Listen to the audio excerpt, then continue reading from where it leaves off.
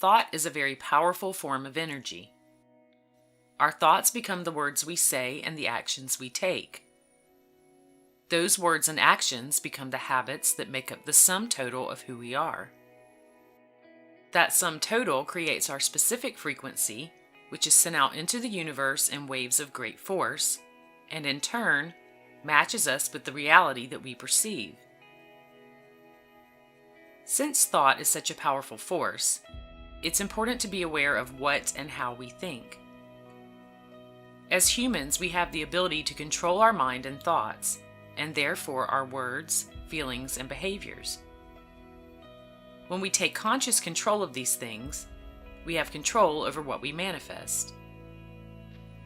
We each have the ability to create the thoughts of what we want to be, do, or have.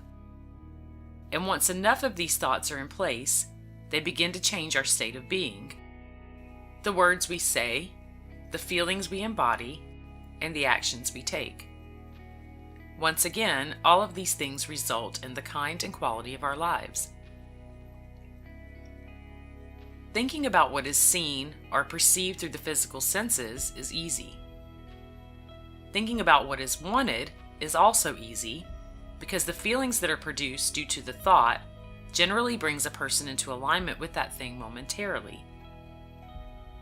But thinking that what is wanted is already a reality, something that isn't perceived in a physical way, is not quite as easy. Because the brain relies on sensory perception for validation, it will often reject that what is wanted is real because it has no proof of such. And this is the one thing that can keep a person from manifesting what they truly want from life. But if the brain can believe that what is wanted is real first, it will go to work to find it as such. It must receive the validation and won't stop searching until this happens. Thoughts are real things. On their own plane or dimension, they are as real as you or me. Desires, visualizations, plans, daydreams, inspirations, and even worries are real. What you think is truth, regardless of the way things may seem on the surface. Meaning if you can think it, it is a factual thing. Our thoughts initiate a ripple effect. They are like a pebble being thrown into water. They become our beliefs.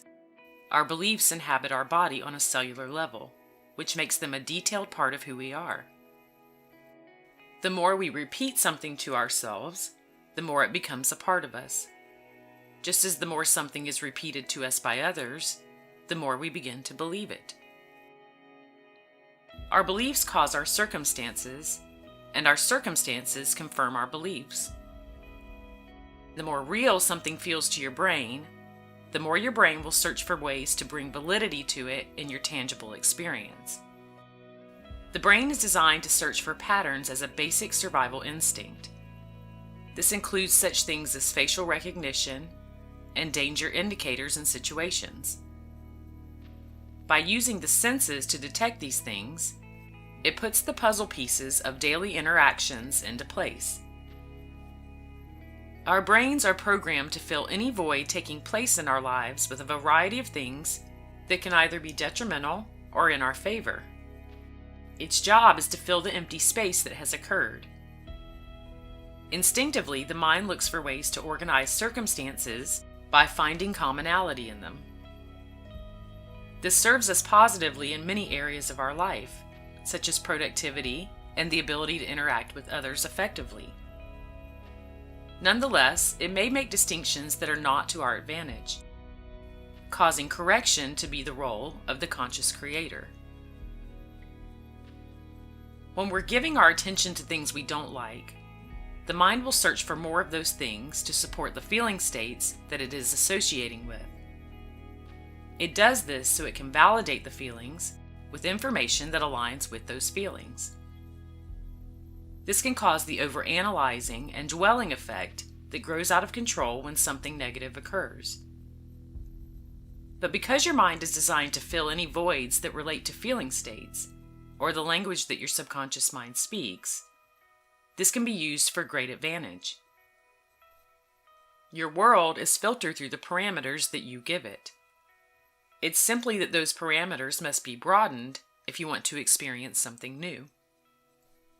Consider this. What if you were raised to believe that it would take $1 million a year to keep your family afloat? What if, as a society, we were taught that this was a normal and average figure just to maintain a middle-class household?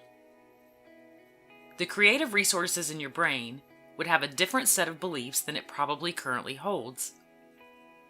It would seek ways to fill in the $1 million gap. Many would certainly be able to make this happen based on information that they had to in order to sustain and survive. If they didn't, their family would not have the basic needs required to live. And as a species rooting itself in survival mechanisms, the brain would seek to correct this very quickly. It would not only be doable, it would be accomplished year after year. For most, there would not be an attitude of "it just can't be done."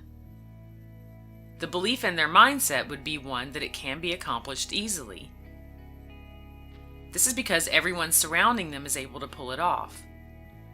Therefore, the mind would search for ways to complete that puzzle and would efficiently make it very capable of happening.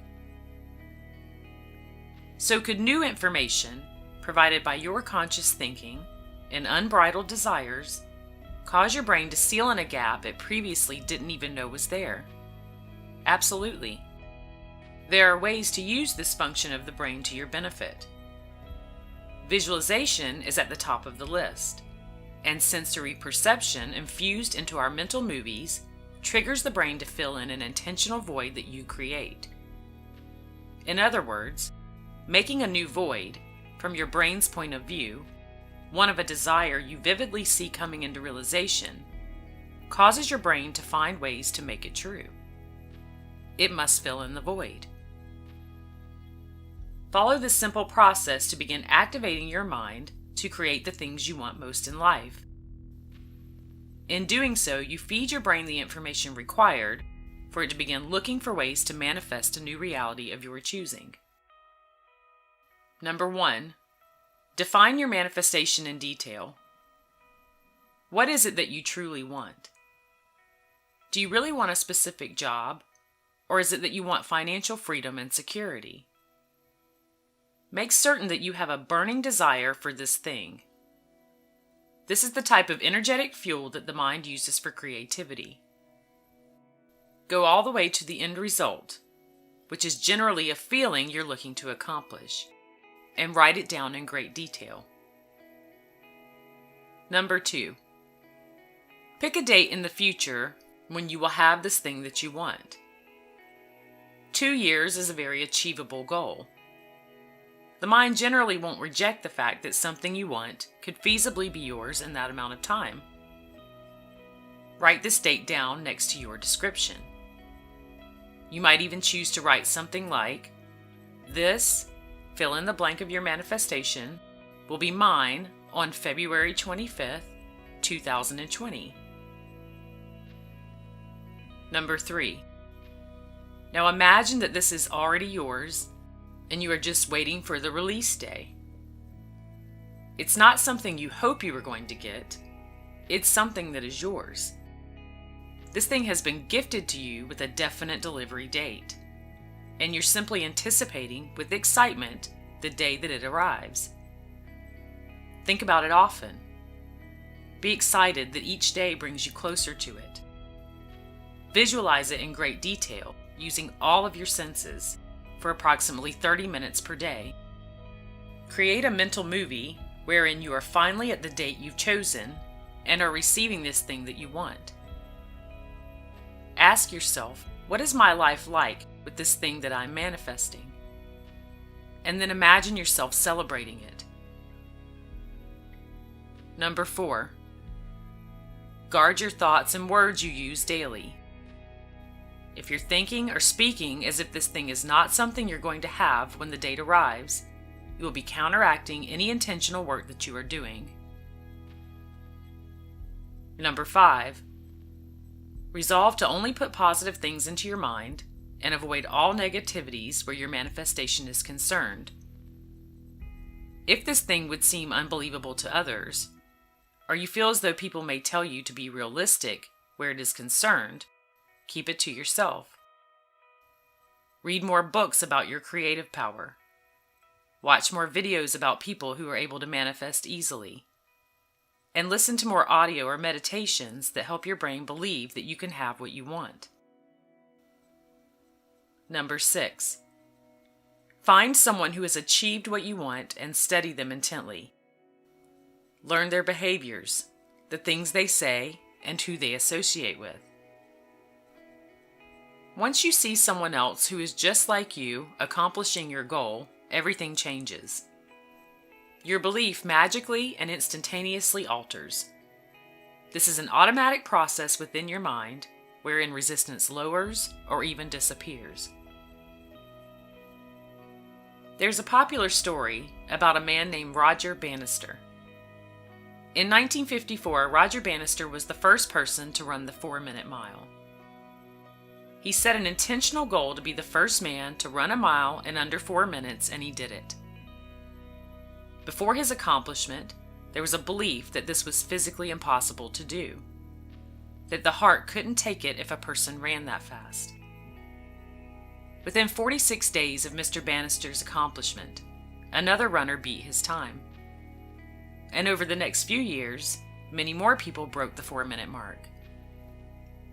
When Mr. Bannister proved that it was possible to run a mile in under 4 minutes, suddenly many other people were able to do it, whereas no one was able to do it before that.